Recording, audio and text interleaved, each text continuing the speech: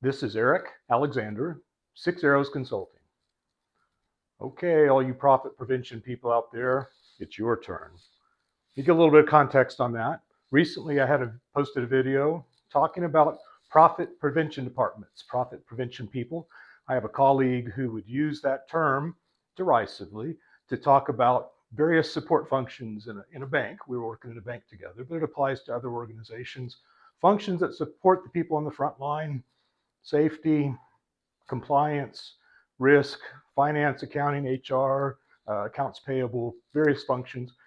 And his perception and the perception of a lot of people on the front line taking care of customers, that these departments, these support functions, can be profit prevention groups. When I talked about it in the last video, my suggestion was people on the front line, don't treat the profit prevention departments, so-called, as your adversaries. See what you can do to cultivate relationships and turn them into your allies. Well, I want to turn the tables a little bit. Let's talk about those of us in the support functions. I'm from a finance background, so sometimes I'm grouped in that same category. And yes, there are times those of us in those functions can be really skilled, really relentless at sucking efficiency and resilience and a customer focus, and yes, even profit and joy out of the organization. I was talking to a couple of different folks about this problem. One of them was referring to a finance leader and said, "That's the bad guy in our organization." I was talking to another one who was talking about the malevolent bureaucrats in her life. She's in medical field, trying to take care of customers. Yes, they're customers or patients, trying to give good patient care. But the bureaucrats in her lives, she used the term malevolent, which is a strong word, were making it virtually impossible for her to do that. Didn't have a customer focus, lost track of the truth that on the other side of the numbers, there were people, there were patients, lost track of the unintended consequences of all the bureaucratic things they were doing. That's strong language. Those of us in support functions, we don't want to be that person. We don't want to be that profit protection person. Yes, there are rules we got to follow. The IRS says this, corporate passes down these requirements. There's all these different things we've got to follow. We've got to make sure people follow those rules too. Think about it. Sometimes we go beyond that. We put these rigid, bureaucratic processes and rules and procedures in place. They lack common sense. They lack prudence. It doesn't help the organization, definitely doesn't help our relationships with people elsewhere in the organization. It helps for us we may not like being called profit prevention people. We may bristle at that, but I think it's helpful to stop and say, is there maybe an element of truth in that? Sometimes it helps for us to look at a stereotype, and even an exaggerated stereotype, to get a sense of how this can look to other people. I think of the movie The Incredibles.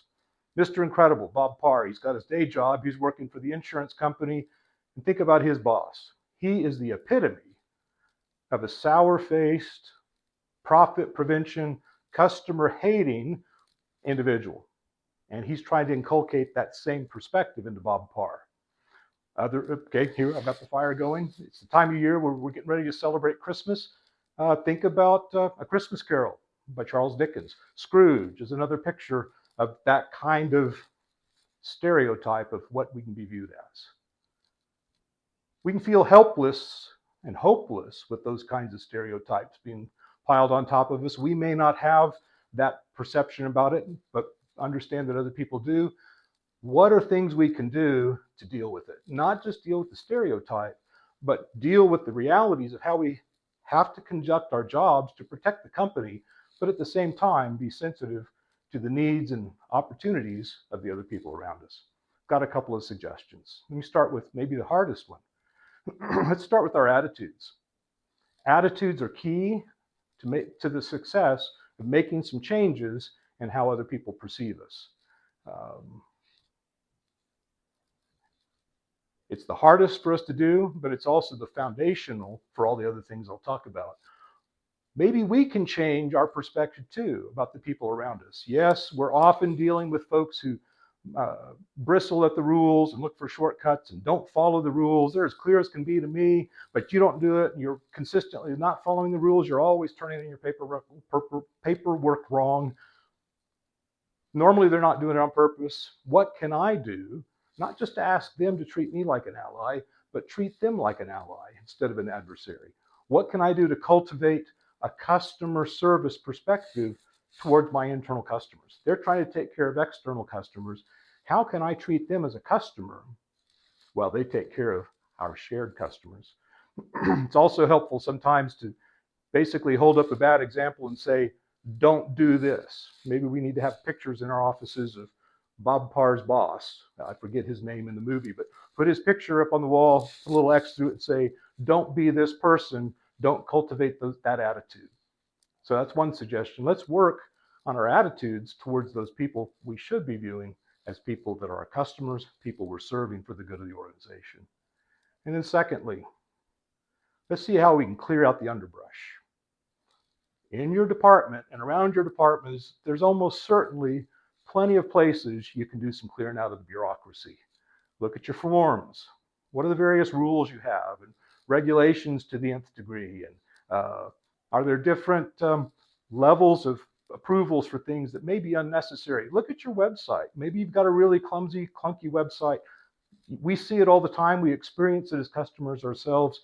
Let's see what we can do to make interaction with us more fruitful. Are there labyrinthine processes where nobody knows quite what to do, or you give them the rules, but the rules go on for 16 pages to tell them what to do? What are things you can do to clear it out? And then related to that, particularly as it has to do with developing processes and policies, I like to think about this as the 3% jerk factor. The 3% jerk factor. Here's what I believe. In any organization, about 3% of the people are just going to make your life difficult, not want to do the right thing. The other 97% basically just want to take care of their business, do their jobs, move on, not make life complicated for anybody, they're not looking to break the rules.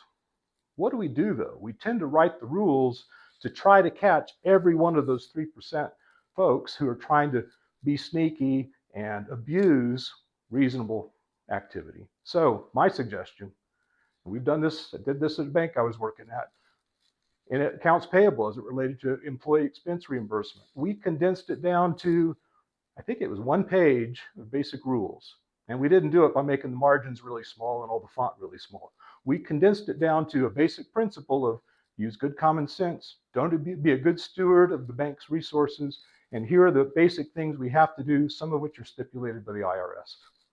We kept it really simple. We made the rules for the 97%, and then when we needed to, we also had the latitude, working with the managers over the 3%ers, to deal with inappropriate behavior with just good management activity, good management action and feedback.